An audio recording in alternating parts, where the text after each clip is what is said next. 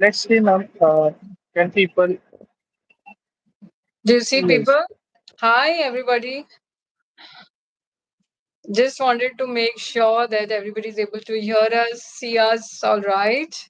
If somebody can maybe put it in the chat, that would be very helpful.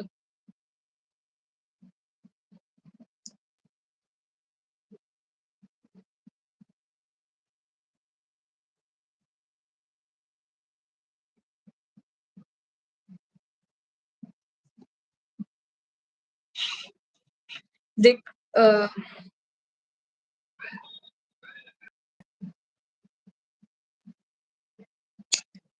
all right. So then I see a few people have joined. Do you want to make a start, Dhananjay, in that case?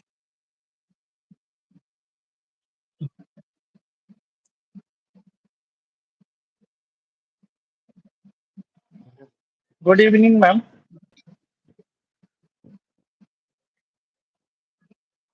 Can you hear, ma'am? I can hear you. Yes. Yes, we are live now, ma'am. Good All right. evening Let's and get welcome to the started. live. Yeah. So, welcome, ma'am. So, today's speaker is Dr. Preeti Shah, ma'am, is an expert homeopath and a co-founder of a Healing Harmony with an experience of 20 years in classical homeopathy. Classical homeopathy, sensation method, and personal evaluation method. So, along with this, ma'am, Dr. Prajakta Vaidyanam runs a channel, Homeopathic Music, for educating, encouraging better understanding of homeopathic knowledge for the students and the beginner practitioners. So, welcome, ma'am. Welcome to the live. Thank you so much, Dhananjay, for the kind words. And good morning, good afternoon, good evening for everybody who has joined us from the different parts of the world. Thank you so much for joining in. I must apologize for the technical delay. We were trying to fix some issues.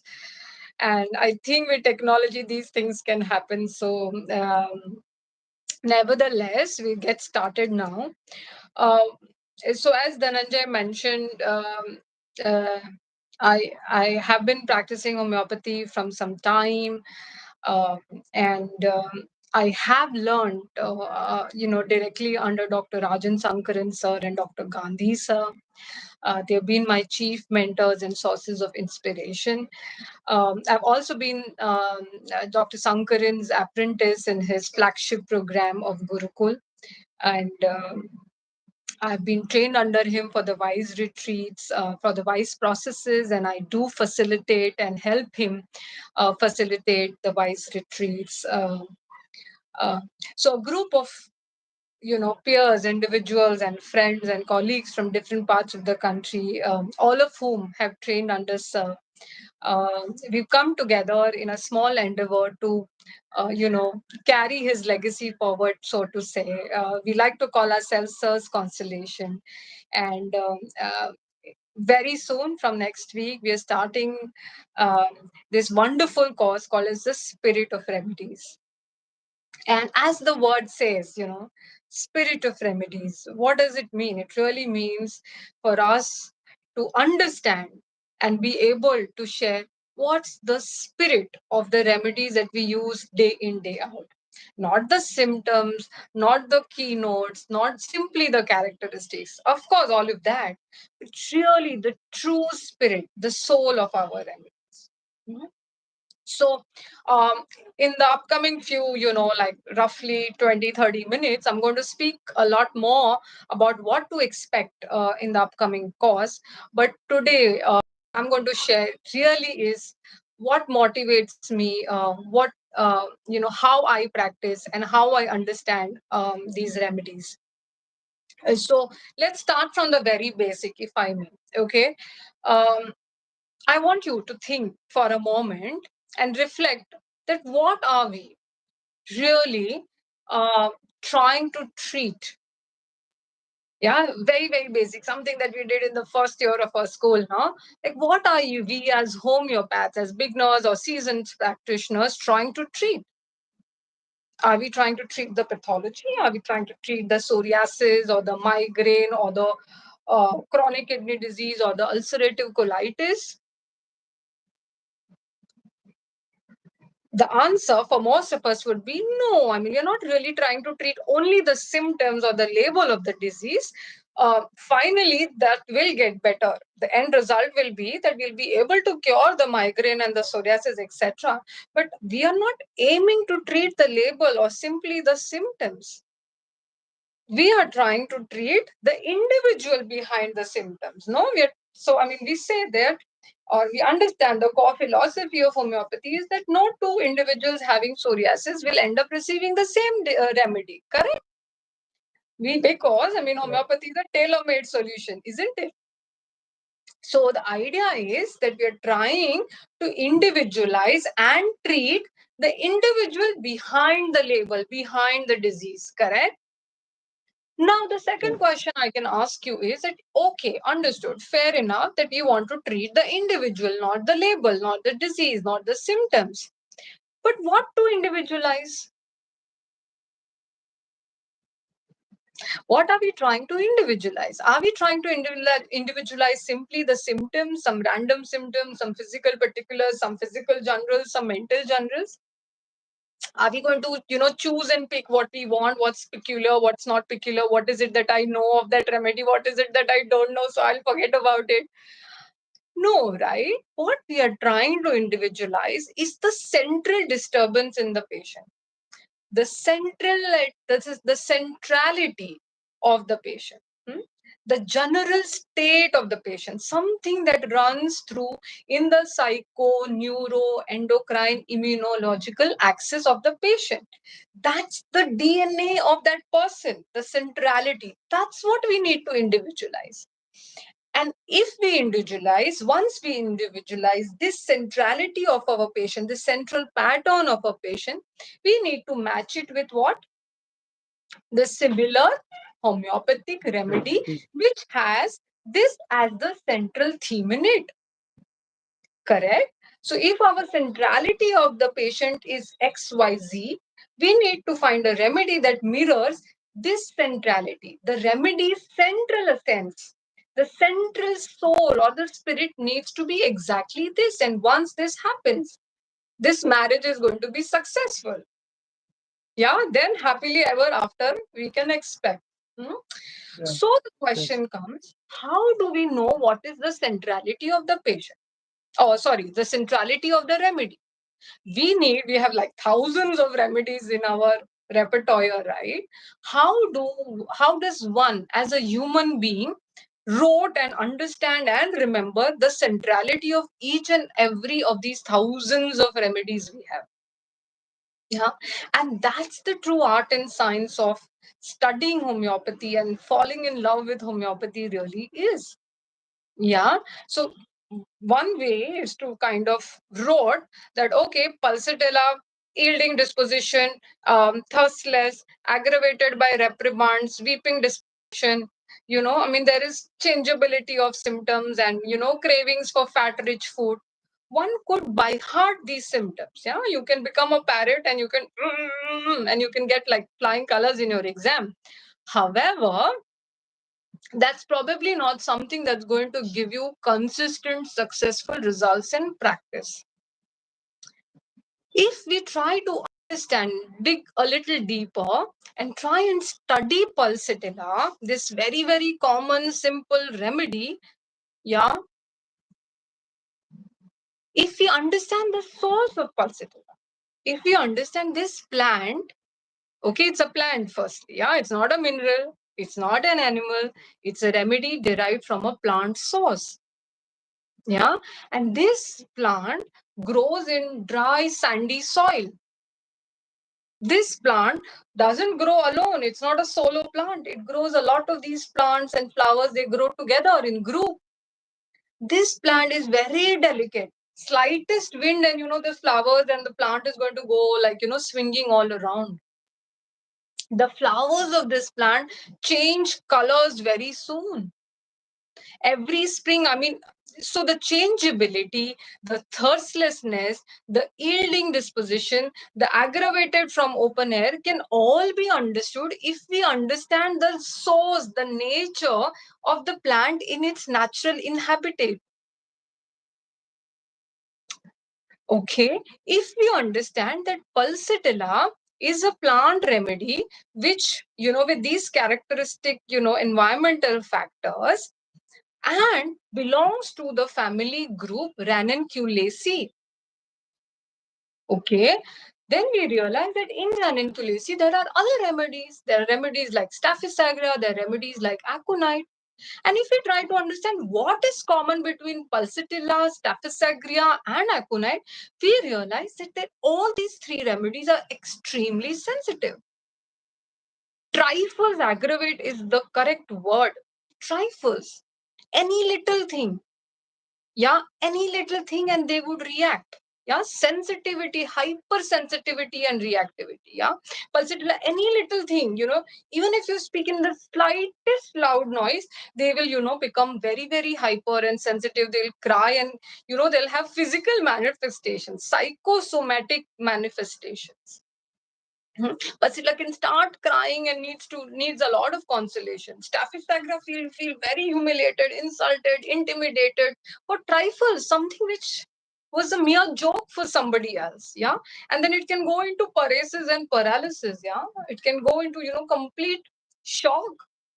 Aconite, the fear of fright remains, that the reaction to that frightful situation prolongs. Yeah, so you realize that, okay, there is sensitivity and reactivity. There is sensitivity and reactivity to trifles. And then there are these characteristic physical, mental, and general symptoms. Then you open up the proving of pulsatilla and you start seeing. Then you start comparing, you kind of reverse repertorize pulsatilla and staphysagra and aconite, and then you will realize that, wow, there's this plethora of symptoms, and you will study the entire group. So Dhananjay, if I can ask you, what's your last name? What's your full Patil. name? Patil. Dhananjay Jayawant Patil. Patil, yeah. So if you say Dhananjay is quite unique, he's a young, handsome, unique individual boy, young homeopath, like a, shining upright, upcoming star in homeopathy, isn't it? So he has some unique individual characteristic traits, which is only for Dhananjay. It's not like me, he's not like any other ABC person. However, he will have certain similarities in how he looks, how he talks, what he eats, what is his day-to-day activities, what are his general cravings, etc., which may be similar to the Patil group of families. So all Patils probably have something similar. Yeah. Then if I broaden it, maybe all people in Maharashtra in general like a certain things, look in a certain way, talk in a certain fashion, wear some similar kind of clothes. Then if you zoom out a little bit, there could be some similarities in all Indians with Maharashtrians, with the Patils, with Dhananjay. Are you understanding? While Dhananjay will be unique, but there would be some certain general characteristics will match all the way to the larger umbrella. Okay, so I'm trying to come to two things here.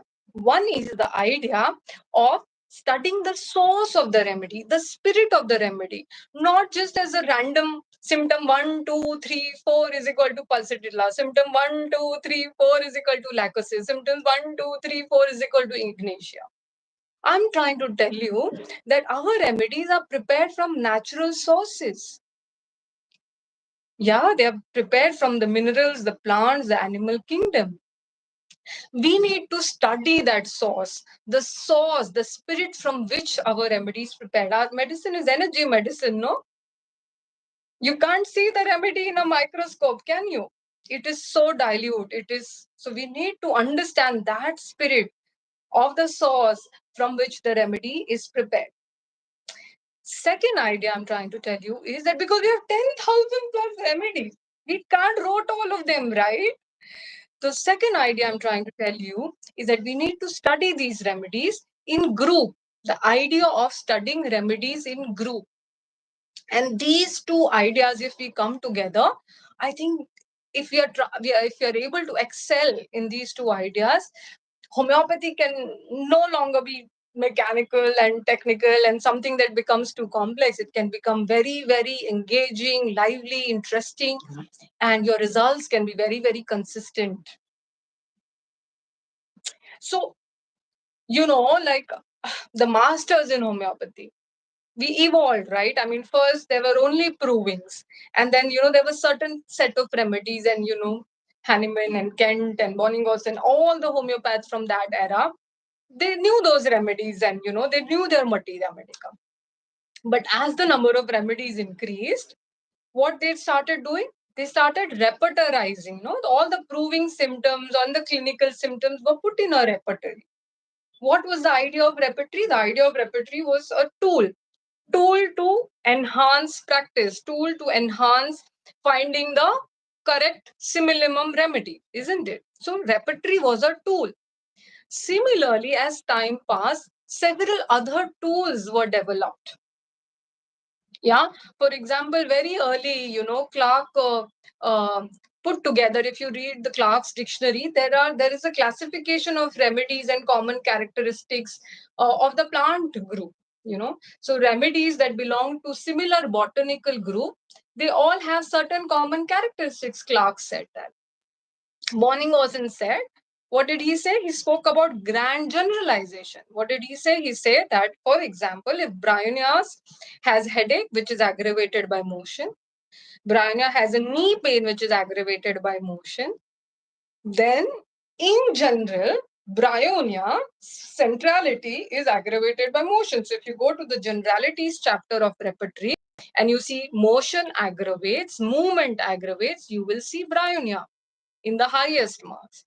So what is true to the part is true to the whole, the grand generalization. So similarly, as time passed, each master took homeopathy and evolved and brought in more and more tools so that we can refine our prescriptions. We can become very, very consistent and successful in not only studying our materia medica, but be able to find the central theme of the patient and match it with the central theme of our remedy.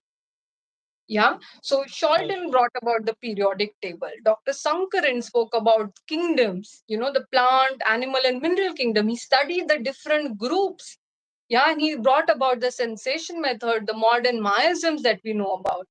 And then, the latest idea, the most advanced idea is that of the superclass. So all these, my friends, are different tools which can help us navigate the labyrinth of symptoms that our patient who sits in front of us, and we need to use these tools, we need to learn these tools and understand our remedy, not just from one end, like not just view it as certain symptoms and then forget about it, but understand it from different angles and make ourselves as a more holistic homeopathic practitioners. Makes sense? Yeah. Yes, ma'am. Any any interesting case would you like to tell us that is the remedy understanding Mhm. be Why more not? clear? Yeah, sure. So, uh, well, I think most of the cases are interesting, barring few. Some cases can really be can test your patience and your nerves. But if I can maybe speak about a remedy, one case comes to my mind, and there was this patient, and I think some of you may have heard about this case from me. But there was this lady, okay, and her main, I mean, she came to me for her chief complaint was depression, and she was very, very depressed when she came. And she was accompanied by her husband. Okay, so the two of them came, and she sat there right in front of me, and she wouldn't speak. There was hardly anything that she would say, and she was very dull, very drowsy. very, like, her eyes were very heavy and, like, kind of droopy, that sense. And whatever I would ask her, she would answer after a long pause, as if she's thinking or she's not registering the question. And she would answer, let's say, in one word or two words. So I would say, what is the problem? So she'll wait. I am not able to sleep. You know, in a very low, slow tone, in, just few words put together. So it was a very, very difficult case to take, because, I took a long time. I was trying to ask her different things, but she was not able to answer, absolutely nothing, like very, very, very little. Okay, how are you feeling? Nothing. What do you like to do? So I tried to explore the nature, the symptoms, the chief complaint, her fears, but it was very, very difficult for me to elicit those symptoms. Yeah, we all get these kind of patients, right? She was, of course, on very, very heavy antidepressants. So, there was a lot of these sedatives that were acting on her. So then I take the help of the husband who was accompanying, and the husband says, so one is the observation that this person is dull, she's drowsy, she's unable to speak, she's taking a long time to answer. Her entire system is kind of very, very slow. Yeah. Another thing that I noticed was that she would not go out alone, and she would go very, very rarely outside. So these were certain basic themes that I was making a note of, even though the patient was not talking a lot. That she stays at home, she doesn't go out alone, she's very dull, she's very drowsy, she takes a long time to answer, etc., etc. So all this, I put it in one bucket and keep it aside. So then the patient's husband helps me by saying that, describing her nature, how this started. So he says that her symptoms aggravated when, there were a couple of incidences that happened, all one after another. One was that one of their children was about to get married. Okay. So there was a marriage function that was about to happen in the house. The second was, during the same times, the elder son was expecting a child.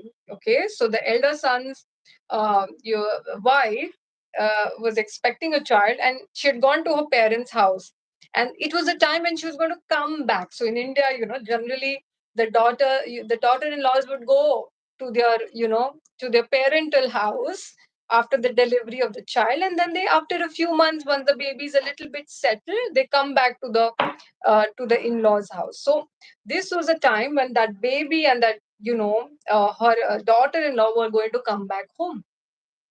And at around the same time, our patient's mother-in-law, so it was a big fat joint family living together.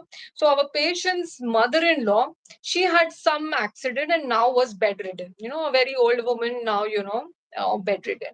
So the our patient's husband, she says that, she just couldn't take it. She was all the time nervous. How am I going to manage? How am I going to manage? Oh, the daughter-in-law is going to come back. How are we going to take care of this little child? How am I going to take care? Oh, my mother-in-law is in the bed. How am I going to take care? So she was anticipating and nervous. How is she going to manage?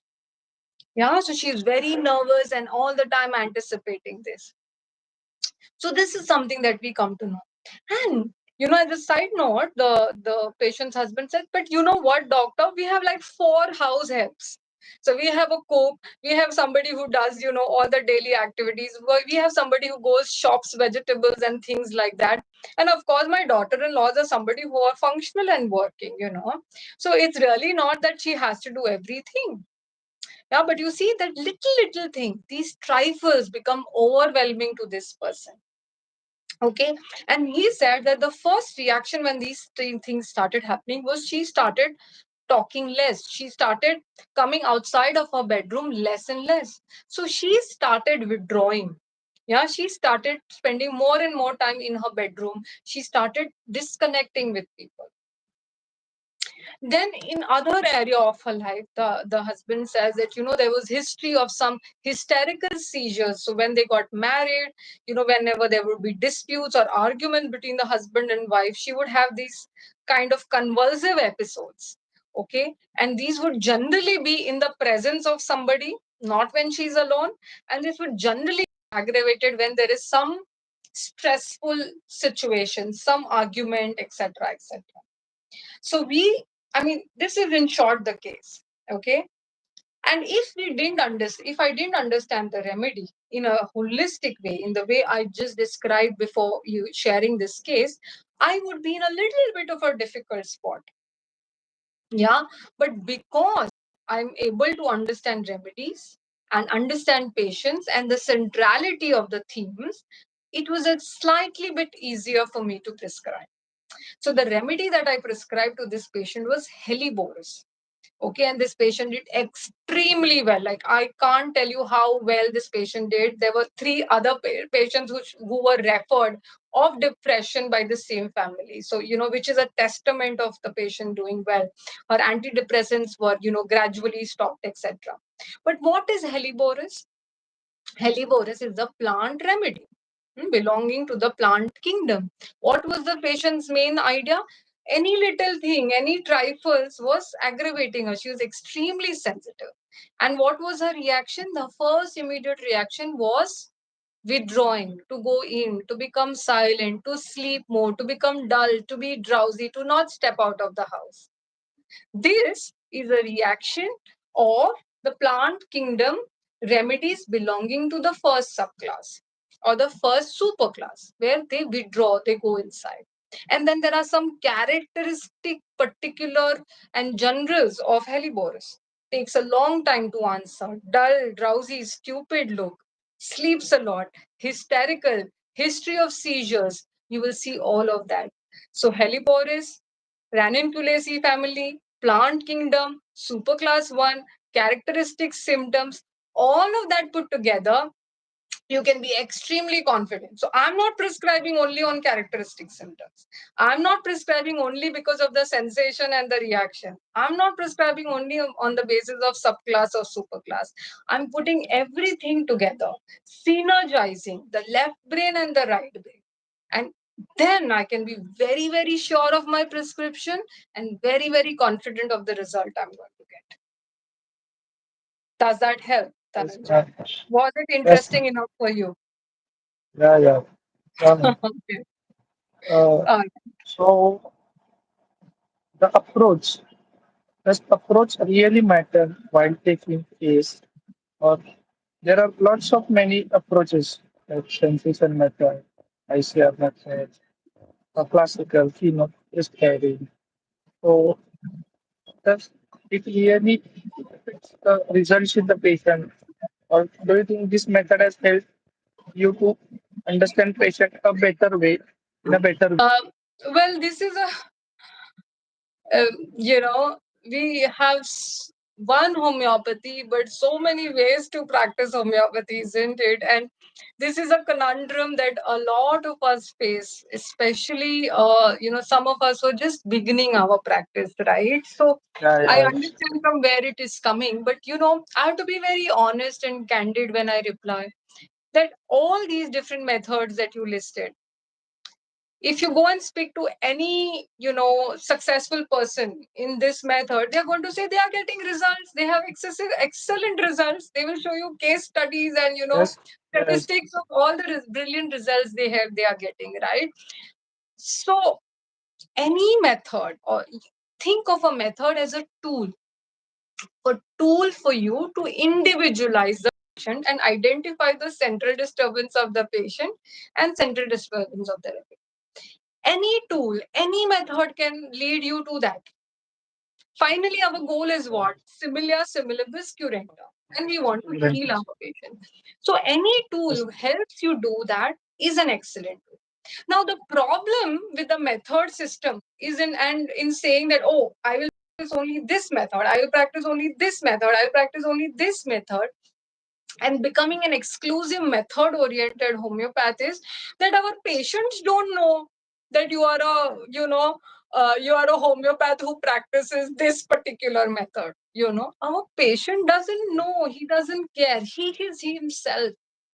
And then each method has its limitations, and each method has its advantages. Yeah. So certain patients will do excellent with the sensation method.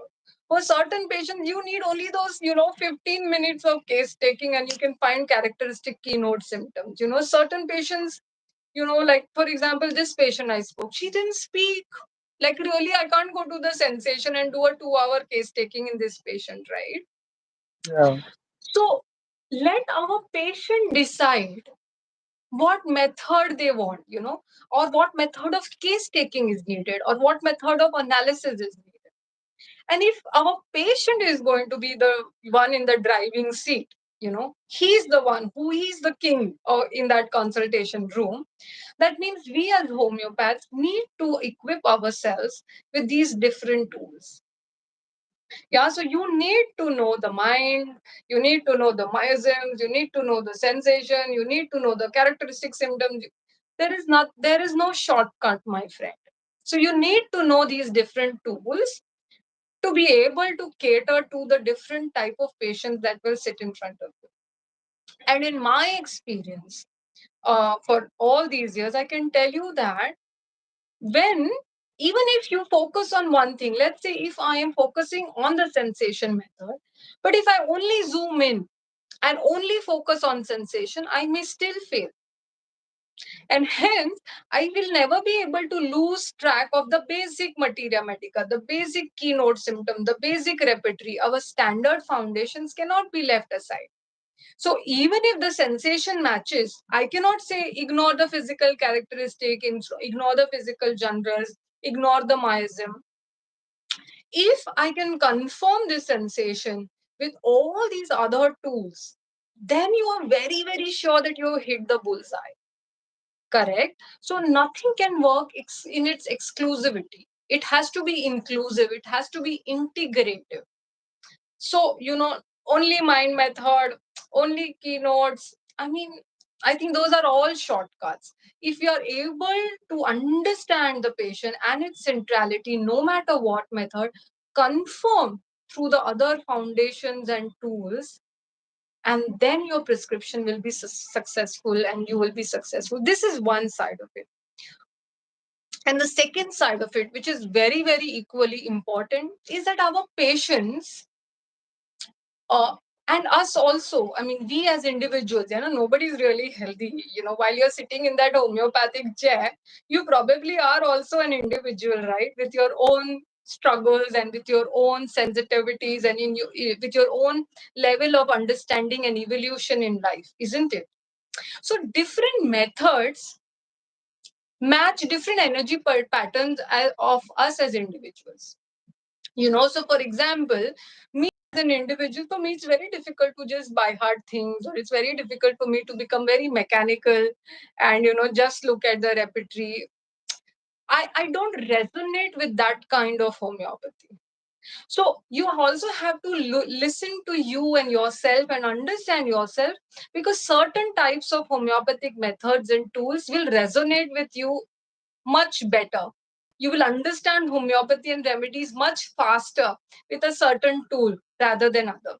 So once you understand yourself and what is your calling and what is your resonation, it will also become much easier.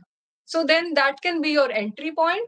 And then of course you study the other aspects and elements of it, so that it can, make you like a fully equipped. When you go for a picnic, you will carry everything, no, like a water bottle, a little snack, a little first aid kit. When you're going for a hike or a trek, you're going to make sure you have proper shoes, you have a raincoat and things like that. So you carry all these tools for, in case you need it, you're going to be able to use it. Yeah. So yeah, that's my take on that question. Thank you, ma'am. Thank you. So this course will upgrade the level of understanding of remedies. Yeah, that's Yeah. our objective. So we in this upcoming course, spirit of remedies, we are really going to understand the spirit of these remedies from the very basic, from its botanical name, its toxicological actions, how to study in the remedy, how to study as a group, what are the natural characteristic of these remedies, and with a lot of cases. So not every case is not going to be like the situational materia medica that you have studied. Not all ignatia patients is going to have like, oh, such a big shock and then did not cry at all.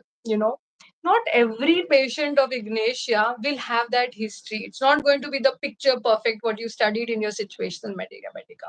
So our intention is to bring different cases, different shades of this same remedy. So you understand that remedy and all its shade from the very basic, from its very foundation, all the way to from the kingdom perspective, the miasm perspective, the superclass perspective.